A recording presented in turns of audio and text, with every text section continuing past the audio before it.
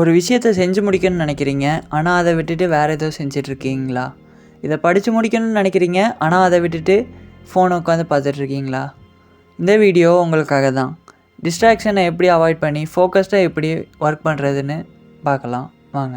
இந்த டிஸ்ட்ராக்டட் வேர்ல்டில் ஃபோக்கஸ்டாக ஸ்டடீஸில் ஃபோக்கஸ் பண்ணணும்னு நினைக்கிறோம், ஆனால் முடிய மாட்டேங்குது. டிஸ்ட்ராக்ஷன்ஸை அவாய்ட் பண்ணி ஃபோக்கஸ்டாக இருக்கிறதுக்கு சில பல ஸ்டெப்ஸை ஃபாலோ பண்ணாலே போதும்.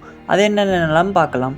First step, identify your distractions. நம்மளை எது டிஸ்ட்ராக்ட் ஆக வைக்குது, எதனால நம்ம டிஸ்ட்ராக்ட் ஆகி போகிறோம்.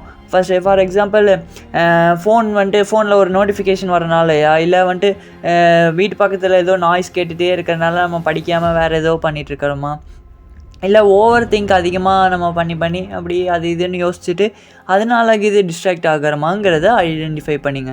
ஃபஸ்ட்டு அது மூணுத்தையும் ஐடென்டிஃபை பண்ணி என்னென்னலாம் இதாகுது, எதனாலலாம் டிஸ்ட்ராக்ட் ஆகிறோங்கிறது ஐடென்டிஃபை பண்ணி நோட் பண்ணி வச்சுக்கோங்க. நோட் பண்ணி வச்சா அதை எப்படி அவாய்ட் பண்ணலாங்கிறது யோசிங்க. Second step, build a focus friendly environment. நம்மளை சுற்றி இருக்கிற இடம் க்ளீனாக இருந்தால் தான் நமக்கு டிஸ்ட்ராக்ஷன்ஸ் இல்லாமல் படிக்க உதவும். படிக்கிற ஸ்டடி டேபிள் குப்பையாகவும் கசகசன்னு இருந்தால் படிக்கிறதுக்கு ஒரு மைண்ட் செட்டே வராது, படிக்கவே சுத்தமாக தோணாது. அதனால் படிக்கிற டேபிளில் க்ளீனாக வச்சுக்கோங்க. என்னென்ன புக்ஸ் படிக்கிற போகிறோமோ அதை மட்டும் நீட்டாக வச்சு படிங்க. Step 3, practice deep work. ஃபோக்கஸ்டாக இருக்கிறதுக்கு முக்கியமானது டீப்பாக ஒரு இதில் மட்டும் ஃபோக்கஸ் பண்ணணும். மல்டி டாஸ்கிங் எதுவும் இல்லாமல் ஒரே ஒரு ஒர்க் டீப்பாக. ஃபார் எக்ஸாம்பிள் ஒரு 1 hour இந்த ஒரு டாப்பிக்கை ஃபுல்லாக தான் படித்து முடிக்க போகிறேன், அடுத்து 1 hour இந்த டாப்பிக்கை படித்து முடிக்க போகிறேன் அப்படிங்கிறத பிளான் பண்ணிக்கோங்க.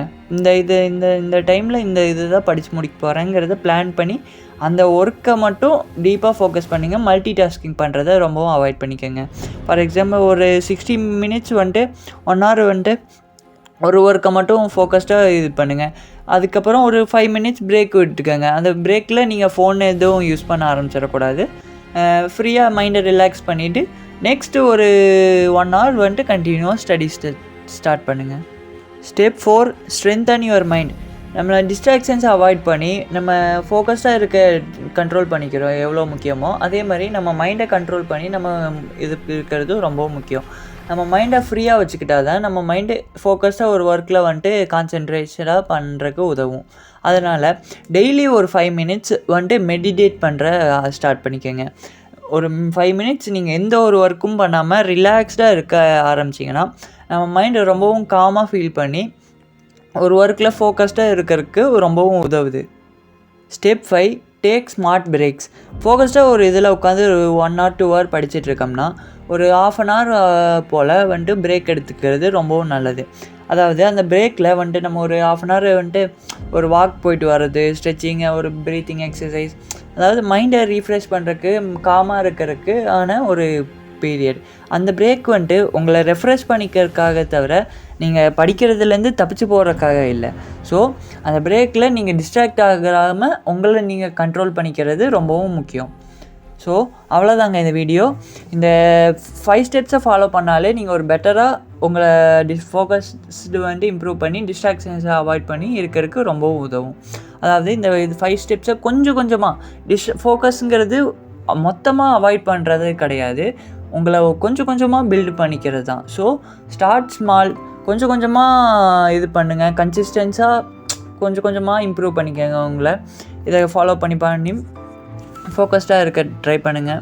நீங்கள் உங்கள் லைஃப்பில் செய்கிற சின்ன ஒரு விஷயந்தான் உங்கள் ஃப்யூச்சரை உருவாக்குது. அதாவது நீங்கள் இப்போ என்ன செய்கிறீங்களோ அதுதான் உங்கள் ஃப்யூச்சருக்கு ஒரு பெரிய இம்பேக்ட் க்ரியேட் பண்ணும். ஸோ இப்போ என்ன செய்கிறீங்கன்னு பார்த்துக்கோங்க, என்ன செய்ய போகிறோங்கிறத முடிவு பண்ணிக்கோங்க. இன்னையிலேருந்து ஆரம்பிங்க, நீங்கள் ஒரு பெட்டர் பர்சனாக மாறுறதுக்கு ஆரம்பிங்க. So that's all. Thank you for வாட்சிங். Subscribe to our channel Grow with Fayaz to level up your life.